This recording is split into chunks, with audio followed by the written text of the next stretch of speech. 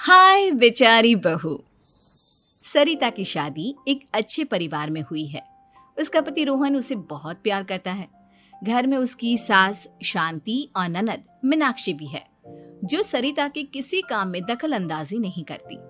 लेकिन फिर भी सरिता को ऐसा लगता है कि दुनिया की सबसे ज्यादा बेचारी बहू वही है और सबसे ज्यादा अत्याचार उसी पर हो रहा है। माँ जी, ये लीजिए आपकी चाय। अरे बहू, तूने इतनी ज्यादा चीनी क्यों डाल दी चाय में? हाय हाय माँ जी, मैंने तो उतनी ही मीठी बनाई है जितनी मीठी आपको पसंद है। माँ जी, आपको तो मेरे हाथ की चाय अच्छी ही नहीं लगती। जब देखो कुछ न कुछ कमी निकाल ही देती हो। अरे बहू, तू एक बात के पीछे ही पड़ जाती है। मैंने ऐसा कब कहा कि तू रोज चाय खराब बनाती है? सरिता अपने कमरे में चली जाती है और फोन उठाकर अपनी माँ से बात करती है। हेलो माँ, कैसी हो आप? क्या कर रही हो? मैं तो ठीक हूँ, पर तू बता, तेरा मूड कैसा है? तेरी आवाज से लग रहा है कि कुछ तो हुआ है तेरे ससुराल में। अरे क्या बताऊँ माँ, यहाँ तो हर समय मेरे साथ बहुत बुरा व्यवहार होता है। मैंने अपनी सास के लिए इतनी अच्छी चाय बनाई, लेकिन मेरी सास चाय पीते ही मुझे 4 बातें सुना दी। बेटी, तू इतनी छोटी छोटी बातों पर ध्यान ही क्यों देती हो? तुम्हारी सास ने कुछ बोल भी दिया तो क्या हो गया, वो बड़ी है ना तुझसे। माँ ने इतना समझाया, लेकिन इस बात का सरिता पर कोई असर नहीं हुआ। अपनी बेचारी बहू की छवि वो बदलना ही नहीं चाहती। अगली सुबह सब नाश्ते की टेबल पर बैठकर नाश्ता कर रहे थे, तभी सरिता ने अपने पति से कहा, सुनिए जी, मुझे ना आज बाजार से कुछ सामान लेकर आना है। आज आप ऑफिस से आने के बाद मुझे लेकर चलना ना। भाभी, मुझे भी कुछ किताबें खरीदनी है। आप दोनों जा ही रहे हो तो मेरी किताबें भी ले आना। लो, अभी तो बात ही की है बाजार जाने की, तो एक फरमाइश आ गई। माँ जी, आप भी बता दो कुछ, और हाँ, मोहल्ले वालों से भी बोल दो अगर वो कुछ मंगवाना चाहते हो तो। बेचारी मीनाक्षी अपना सा मुंह लेकर रह गई। ये सब देखकर रोहन से चुप नहीं रह गया और वो गुस्से में बोला, सरिता, क्या हो गया है तुम्हें? मीनाक्षी ने तो सिर्फ किताबों के लिए बोला है। तुम्हें मीनाक्षी से इस तरह से बात नहीं करनी चाहिए। माफी मांगो उससे अभी। क्या? मैं माफी मांगू? दिन भर आपके घर के काम करूं मैं, आपकी और आपके घर वालों की बातें सुनूं मैं, और अब माफी भी मैं मांगू? ऐसा कभी नहीं हो सकता। ये बोलकर सरिता वहां से चली जाती है। एक दिन उनकी पड़ोसन घर आती है। अरे सरिता, क्या कर रही है? और क्या करूंगी भाभी जी, बस घर का काम ही कर रही हूँ। आप बताओ कैसे आना हुआ? अरे मैं तो तुम्हारा हालचाल पूछने आई थी, लेकिन तुम तो बिजी लग रही हो। कोई बात नहीं, मैं बाद में आ जाऊंगी। और क्या करूं भाभी जी, जब से शादी होकर आई हूँ ना, बस काम ही कर रही हूँ। और इस घर में ना कोई मेरी कदर नहीं करता। पति है जो बस घर से ऑफिस, ऑफिस से घर। ननद को तो कॉलेज से फुर्सत नहीं। बची सास तो उनका सारा समय मेरी गलतियां निकालने में लग जाता है। अरे ये क्या कह रही हो सरिता?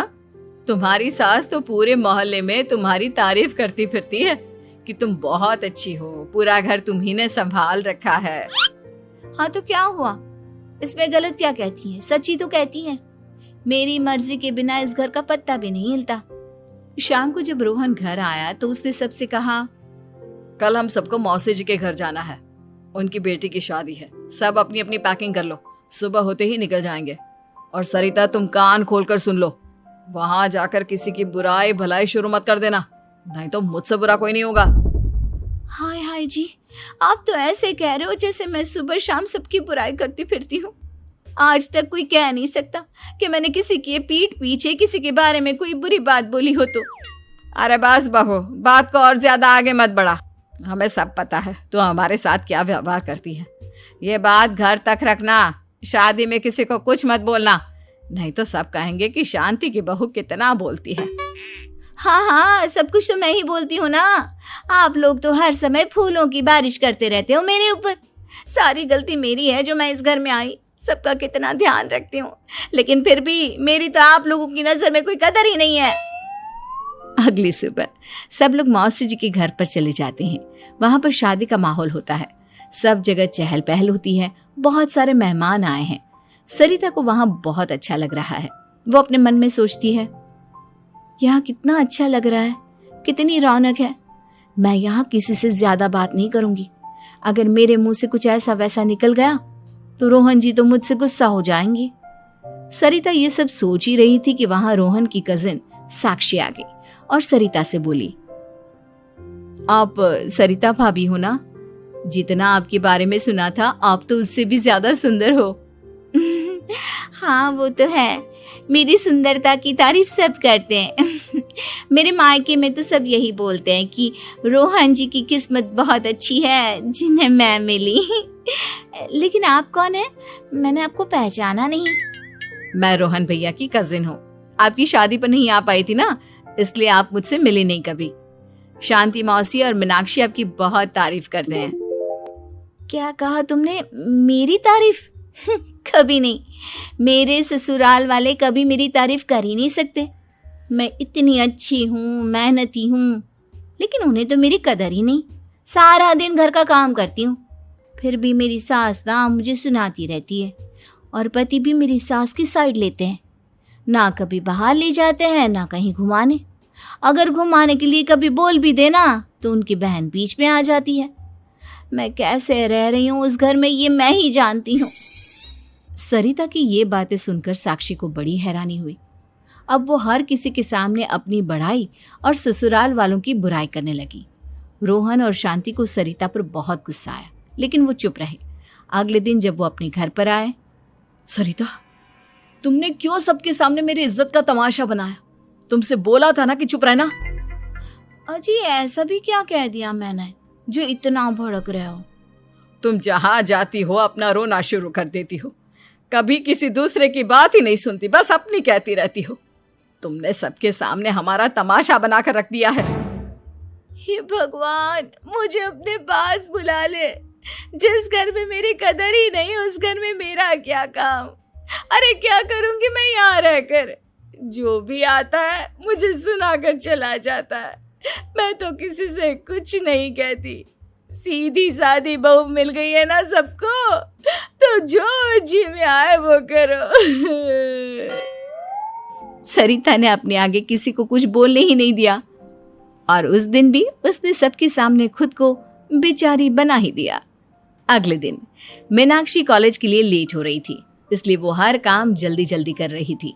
अपना नाश्ता लेने किचन में गई और पतीले में रखे गरम दूध को गिलास में डालने लगी। दूध का पतीला उसके हाथ से छूट गया और गरम गरम दूध उसके हाथ पर गिर गया।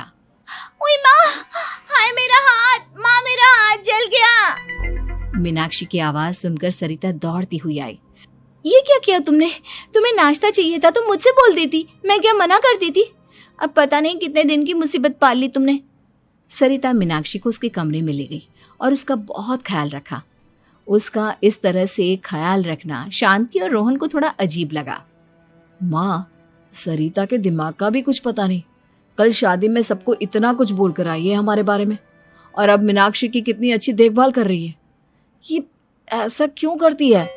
बेटा, तेरी बीवी की ना आदत हो गई है सबके सामने खुद को बेचारी दिखाने की, और आदत इतनी जल्दी नहीं बदलती। जब ये बोलना शुरू करती है तो रुकने का नाम ही नहीं लेती, इसलिए इसे पता ही नहीं चलता कि ये किसके सामने क्या बोली जा रही है। लेकिन दिल की बहुत अच्छी है। हमें भी अपना दिल बड़ा करके ये जैसी है इसे स्वीकार करना चाहिए।